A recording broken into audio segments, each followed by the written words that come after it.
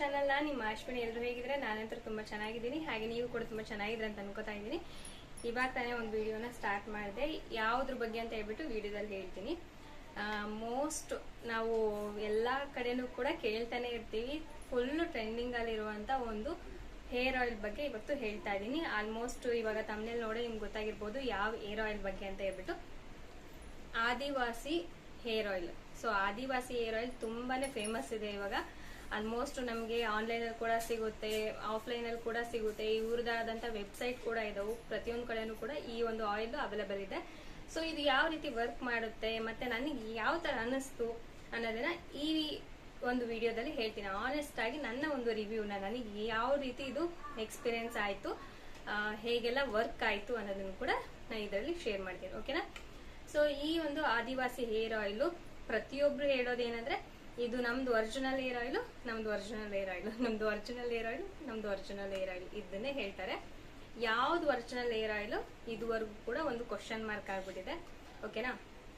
ಮತ್ತೆ ಇದು ಹೇರ್ ಫಾಲ್ಗೆ, ಡ್ಯಾಂಡ್ರಫ್ಗೆ, ಮತ್ತೆ ಬಾಲ್ಡ್ ಅಂದ್ರೆ ಫುಲ್ ಹೇರ್ ಎಲ್ಲ ಹೋಗ್ಬಿಟ್ಟು ಫುಲ್ ಬಾಲ್ಡ್ ಆಗಿದ್ರೆ ಅವ್ರ ಹೇರ್ ಗ್ರೋತ್ ಆಗುತ್ತೆ, ರೀಗ್ರೋತ್ ಆಗುತ್ತೆ ಅಂತಂದೆಲ್ಲ ಹೇಳ್ತಾರೆ. ಓಕೆನಾ? ಇಲ್ಲಿ ಅವ್ರದೇ ಒಂದು ಹೇರ್ ಇರುವಂತ ಒಂದು ಫೋಟೋ ಕೂಡ ಇದೆ. ಮತ್ತೆ ಅವರು 3 ಮೆಂಬರ್ಸ್ ಇಂದ ಒಂದು ಫೋಟೋ ಇದೆ. ಇವರು ಆನ್ಲೈನ್ ಕೂಡ ವ್ಯಾಪಾರ ಮಾಡ್ತಾರೆ, ಮತ್ತೆ ಬೇರೆ ವಿದೇಶಗಳಲ್ಲೂ ಕೂಡ ಇದು ವ್ಯಾಪಾರ ಮಾಡ್ತಾರೆ ಅಂತಾನು ಕೂಡ ಹೇಳಿದ್ದಾರೆ. ಇದು ನನ್ನ ಆನೆಸ್ಟ್ ರಿವ್ಯೂ. ಯಾರಿಗೆ ಯಾವ ರೀತಿ ವರ್ಕ್ ಆಗಿದೆ ಅಂತ ಗೊತ್ತಿಲ್ಲ. ಸೊ ನನಗೆ ಯಾವ ರೀತಿ ವರ್ಕ್ ಆಯ್ತು ಅನ್ನೋದನ್ನ ನಾನು ಹೇಳ್ತೀನಿ. ನಂದು ಹೋಲ್ಡ್ ಪಿಕ್ ಕೂಡ ನಾನು ಇಲ್ಲಿ ಆಡ್ ಮಾಡ್ತೀನಿ. ಓಕೆನಾ? ಹೋಲ್ಡ್ ಪಿಕ್ ಅಂದ್ರೆ ಇದನ್ನ ಯೂಸ್ ಮಾಡಿದ್ಮೇಲೆ ಬಂತಾ ಅಂತ ಹೇಳ್ಬೇಡಿ. ಮದ್ವೆಗಿಂತ ಮುಂಚೆನೆ ನನ್ನ ಹೇರ್ ತುಂಬಾನೇ ಚೆನ್ನಾಗಿತ್ತು. ಕುತ್ಕೊಂಡಿದ್ರೆ ಫುಲ್ ಕೆಳಗಡೆ ಎಲ್ಲ ಬಡಿಯೋದು ಆ ತರ ಇತ್ತು. ಮತ್ತೆ ಭ್ರಮರ ಹುಟ್ಟಿದಾಗ್ಲೂ ಸಹ ಹಾಗೆ ಇತ್ತು. ನಾನು ಏನ್ ಹೇರ್ ಕಟ್ ಮಾಡಿಸಿದ್ದು ಒಂದು ವಿಡಿಯೋದಲ್ಲಿ, ಅವಾಗಿಂದ ನನ್ನ ಹೇರ್ ಶಾರ್ಟ್ ಆಗಿದೆ. ಆಯ್ತಾ? ಸೊ ಅದಕ್ಕಿಂತ ಮುಂಚೆ ನಾನು ಹೇರ್ ಕಟ್ ಮಾಡೋಕ್ಕೂ ಮುಂಚೆ ನಂದು ಹೇರ್ ಯಾವ ತರ ಇತ್ತು ಅಂತ ನನ್ನ ಪಕ್ಕದಲ್ಲಿ ಒಂದು ಫೋಟೋ ಕೂಡ ಆಡ್ ಮಾಡ್ತೀನಿ, ನೋಡಿ. ಆಯ್ತಾ? ಆ ತರ ಇದ್ದಿದ್ದು ಹೇರು. ಅದಾದ್ಮೇಲೆ ನೀವು ನಾರ್ಮಲ್ ಆಗಿ ನೋಡ್ಬೇಕಂದ್ರೆ ಇವಾಗ ಡೆಲಿವರಿ ಆದ್ರೆ ಅಥವಾ ಏನಾದ್ರು ಒಂದ್ ಸ್ವಲ್ಪ ಹೆಲ್ತ್ ಇಶ್ಯೂಸ್ ಬಂದ್ರೆ ನಾರ್ಮಲ್ ಆಗಿ ನಮ್ಗೆ ಹೇರ್ ಫಾಲ್ ಆಗೇ ಆಗುತ್ತೆ. ಸೊ ಹೇರ್ ಫಾಲ್ ಆಗುತ್ತೆ ಅಂತ ನಾವು ತುಂಬಾ ಸ್ಟ್ರೆಸ್ ತಗೋತಾ ಇದ್ರೆ ಇನ್ನೂ ಸ್ಟ್ರೆಸ್ಸಿಗೆ ಇನ್ನೂ ಕೂಡ ಹೇರ್ ಫಾಲ್ ಆಗ್ತಾ ಹೋಗುತ್ತೆ. ಆಲ್ಮೋಸ್ಟ್ ಅಜಯ್ ಹುಟ್ಟಿದಾಗ ನನಗೆ ಒಂದು 1/4 kg ಅಷ್ಟು ನನ್ ಕೂದಲು ಉದ್ರೋಯ್ತಂತಾನೆ ಹೇಳ್ಬೋದು. ಅಷ್ಟು ಕೂದಲು ನಂದು ಉದ್ರೋಗಿದ್ದು. ಅದಾದ್ಮೇಲೆ ಮತ್ತೆ ರೀಗ್ರೋತ್ ಆಯ್ತು, ಮತ್ತೆ ನನ್ನ ಹೇರ್ ಚೆನ್ನಾಗಾಯ್ತು. ಓಕೆನಾ? ಸೊ ಈ ತರ ಇತ್ತು ನಂದು. ಅದಾದ್ಮೇಲೆ ಮತ್ತೆ ಏನಾಯ್ತು ಅಂದ್ರೆ ತುಂಬಾ ಸ್ಟ್ರೆಸ್ಸು. ಇವಾಗ ಬಿಸ್ನೆಸ್ ಎಲ್ಲ ಅನ್ಕೊಂಡು ಸೀರೆ ಬಿಸ್ನೆಸ್ ಸ್ಟಾರ್ಟ್ ಮಾಡ್ಕೊಂಡೆ, ಈ ಕಡೆ ಯೂಟ್ಯೂಬ್ ಎಲ್ಲಾ ಕಡೆನೂ ಬ್ಯಾಲೆನ್ಸ್ ಮಾಡ್ದೇನೆ ಸ್ಟ್ರೆಸ್ಸು, ಮಕ್ಕಳದ್ದು ನೋಡ್ಕೊಳೋದು, ಮತ್ತೆ ಮನೆಯಲ್ಲಿ ಎಲ್ಲದನ್ನು ನೋಡ್ಕೊಂಡು ಸ್ವಲ್ಪ ಸ್ಟ್ರೆಸ್ ಅನ್ನೋದು ಆಗಿ ನನಗೆ ಹೇರ್ ಫಾಲ್ ಆಗೋದಕ್ಕೆ ಸ್ಟಾರ್ಟ್ ಆಯ್ತು. ಇದೇನಪ್ಪ ತುಂಬಾ ಹೇರ್ ಫಾಲ್ ಆಗ್ತಾ ಇದೆ, ಏನಾದ್ರು ಮಾಡ್ಬೇಕಲ್ಲ ಅಂತ ಹೇಳ್ಬಿಟ್ಟು ಆಲ್ಮೋಸ್ಟ್ ನಮ್ಮ ಮನೆಯಲ್ಲೇನೆ ನಾನು ಟ್ರೈ ಮಾಡ್ತಾ ಇದ್ದಿದ್ದೆ. ಏನೇ ಆಗ್ಲಿ ಮನೆಯಲ್ಲೇನೆ ಟ್ರೈ ಮಾಡ್ತಾ ಇದ್ದೆ. ಮತ್ತೆ ಒಂದು ಹೇರ್ ಆಯಿಲ್ ಮಾತ್ರ ನಾನು ಮದ್ವೆಗಿಂತ ಮುಂಚೆನೂ ಕೂಡ ಯೂಸ್ ಮಾಡ್ತಾ ಇದ್ದೆ, ಮದ್ವೆ ಆದ್ಮೇಲೆ ಕೂಡ ಕಂಟಿನ್ಯೂ ಮಾಡಿದೆ. ಅದು ಯಾವ ಹೇರ್ ಆಯಿಲ್ ಅಂದ್ರೆ 2 ಹೇರ್ ಆಯಿಲ್ ಅಷ್ಟೇ ನಾನು ಯೂಸ್ ಮಾಡ್ತಾ ಇದ್ದೆ. ಒಂದು ಡಾಬರ್ ವಾಟಿಕ, ಇನ್ನೊಂದು parachute Ayurvedic hair oil. So ಇವು 2 ನಾನು ಯೂಸ್ ಮಾಡ್ತಾ ಇದ್ದೆ. ಅದಾದ್ಮೇಲೆ ಏನೇನೋ ಹೇಳ್ತೀವಲ್ವಾ, ಅಡ್ವರ್ಟೈಸ್ಮೆಂಟ್ಸ್ ಎಲ್ಲ ನೋಡ್ಬಿಟ್ಟು ಅದು ಚೆನ್ನಾಗಿದೆ ಇದು ಚೆನ್ನಾಗಿದೆ ಅಂತ ಹೇಳ್ಬಿಟ್ಟು ಅವ್ನು ತೋರಿಸ್ತಾರೆ ಅಂತ ಹೇಳ್ಬಿಟ್ಟು ಅದನ್ನೆಲ್ಲ ಯೂಸ್ ಮಾಡ್ಕೊಂಡು ಆಲ್ಮೋಸ್ಟ್ ಹೇರ್ ಎಲ್ಲ ನಾವು ಲಾಸ್ ಮಾಡ್ಕೊಂಡು ಹೋಗ್ತೀವಿ.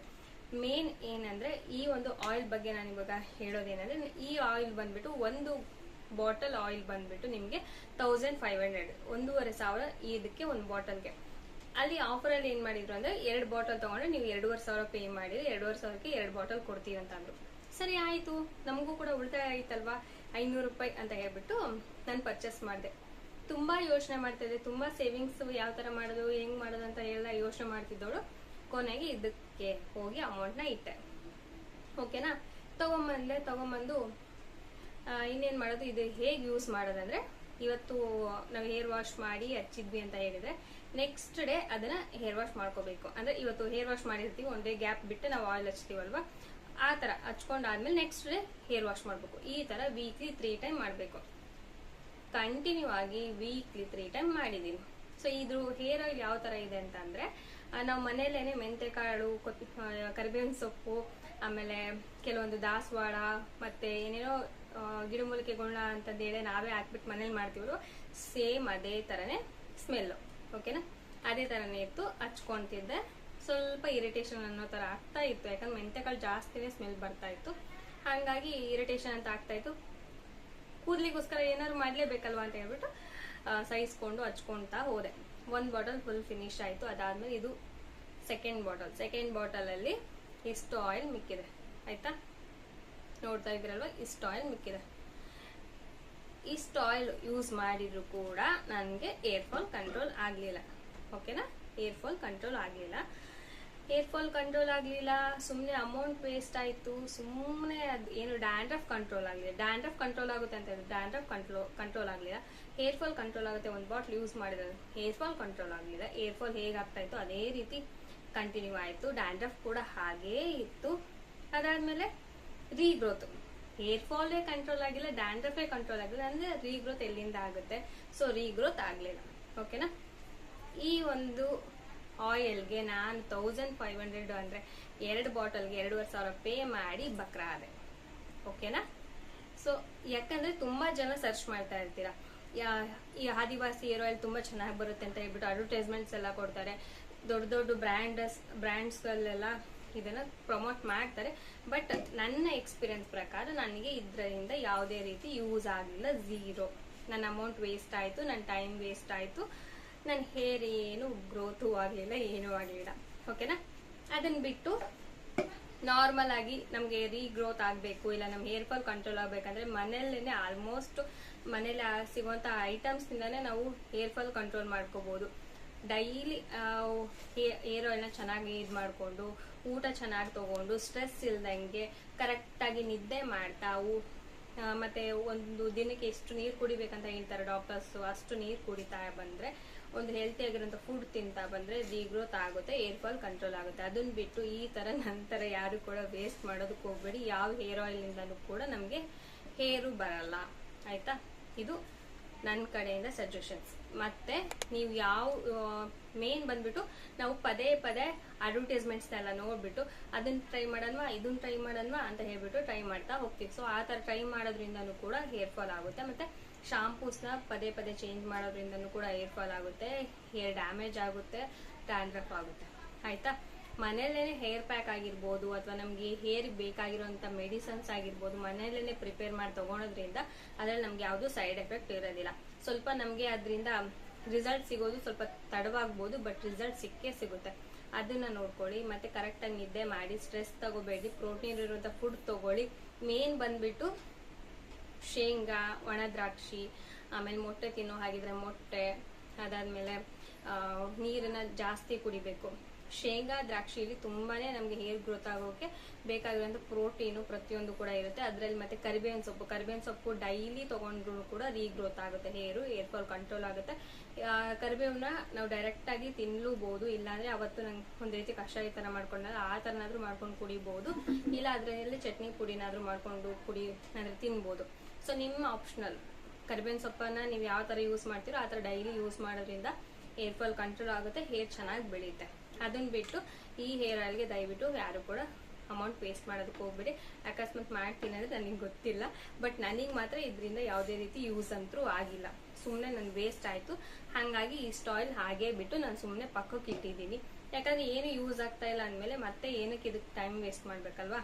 ಹಾಗಾಗಿ ಮನೆಯಲ್ಲೇನೆ ಹೇರ್ ಆಯಿಲ್ನ ಪ್ರಿಪೇರ್ ಮಾಡಿಕೊಂಡು ತಲೆಗೆ ಅಪ್ಲೈ ಮಾಡಿಕೊಂಡ್ರೆ ಆಯಿತು. ಮೇನ್ ಏನಂದ್ರೆ ಪದೇ ತಲೆ ಸ್ನಾನ ಮಾಡಬಾರ್ದು. ಸೊ ಪದೇ ತಲೆ ಸ್ನಾನ ಮಾಡೋದ್ರಿಂದ ಏನಾಗುತ್ತೆ ಅಂದ್ರೆ ನಮ್ಮ ಹೇರ್ ಅಲ್ಲಿ ಅದಕ್ಕದೇನೆ ಆಯಿಲ್ ಏನಂತಾರೆ ಆಯಿಲ್ ಇರುತ್ತೆ, ನ್ಯಾಚುರಲ್ ಆಯಿಲ್ ಅಂತ ಹೇಳ್ತಾರೆ, ಅದು ಕಡಿಮೆ ಆಗುತ್ತೆ. ಸೊ ಕಡಿಮೆ ಆದಾಗ ನಮ್ಮ ಹೇರ್ ಸ್ಟ್ರೆಂತ್ ಕಡಿಮೆ ಆಗುತ್ತೆ. ಹೇರ್ ಸ್ಟ್ರೆಂತ್ ಕಡಿಮೆ ಆದಾಗ ಹೇರ್ ಫಾಲ್ ಆಗುತ್ತೆ. ಹಾಗಾಗಿ ಪದೇ ತಲೆ ಸ್ನಾನ ಮಾಡಬಾರ್ದು. ವೀಕ್ಲಿ 2 ಟೈಮ್ ಮಾಡಿದ್ರೆ ಸಾಕು. ಡೈಲಿ ಹೇರ್ ವಾಶ್ ಮಾಡೋದು ಕೂಡ ನಮಗೆ ಹೇರ್ ಫಾಲ್ ಆಗುತ್ತೆ. ಆಮೇಲೆ ಶಾಂಪೂಸ್ನ ಪ್ರತಿ ಸಲ ಚೇಂಜ್ ಮಾಡೋದಕ್ಕಿಂತ ಯಾವ್ದಾದ್ರು ಒಂದು ಪರ್ಟಿಕ್ಯುಲರ್ ಶಾಂಪೂಗೆ ನೀವು ಅಡ್ಜಸ್ಟ್ ಆಗಿ. ಆಯಿಲ್ ಆದ್ರೂ ಅಷ್ಟೇ ಮನೇಲೇನೆ ಆಯಿಲ್ ಪ್ರಿಪೇರ್ ಮಾಡ್ಕೊಳ್ಳಿ. ಮನೆಯಲ್ಲೇ ಮೆಂತೆಕಾಳು ಎಲ್ಲ ಸಿಗುತ್ತೆ, ಅದನ್ನೆಲ್ಲ ಹಾಕ್ಬಿಟ್ಟು ಆಯಿಲ್ ಮಾಡ್ಕೋಬಹುದು. ಇಲ್ಲ ನಾರ್ಮಲ್ ಆಯಿಲ್ ಹಚ್ಕೊಂಡ್ರು ಕೂಡ ಆರಾಮಾಗಿ ಸ್ಟ್ರೆಸ್ ಇಲ್ದಂಗಿದ್ರೆ ಹೇರ್ ಫಾಲ್ ಅಂತೂ ನಿಜವಾಗ್ಲೂ ಆಗಲ್ಲ. ಸ್ಟ್ರೆಸ್ ಇದ್ರೇನೆ ಹೇರ್ ಫಾಲ್ ಆಗೋದು. ಮತ್ತೆ ನಮ್ಗೆ ನಿದ್ದೆ ಕರೆಕ್ಟಾಗಿ ಮಾಡಿಲ್ಲ ಅಂದ್ರೆ ಹೇರ್ ಫಾಲ್ ಆಗುತ್ತೆ. ಸುಮ್ಮನೆ ಏನೋ ಅಡ್ವರ್ಟೈಸ್ಮೆಂಟ್ ಅಲ್ಲಿ ತೋರಿಸ್ತಾರಪ್ಪ, ಆ ಶೈನಿಂಗ್ ಇರುತ್ತೆ, ಶಾಂಪು ಹಚ್ಚಿದ್ರೆ ಈ ಶೈನಿಂಗ್ ಬರುತ್ತೆ, ಇಷ್ಟು ದಪ್ಪ ಕೂದಲು ಬೆಳೆಯುತ್ತೆ, ಅದೆಲ್ಲ ಸುಳ್ಳು. ಅದು ಯಾವುದು ಕೂಡ ವರ್ಕ್ ಆಗಲ್ಲ. ಯಾವ್ದಾದ್ರು ಒಂದು ಪರ್ಟಿಕ್ಯುಲರ್ ಶಾಂಪು ನಿಮ್ಗೆ ಅಡ್ಜಸ್ಟ್ ಆಗಿರೋಂಥ ಶಾಂಪು ಮಾತ್ರ ಇದು ಮಾಡ್ಕೊಳ್ಳಿ.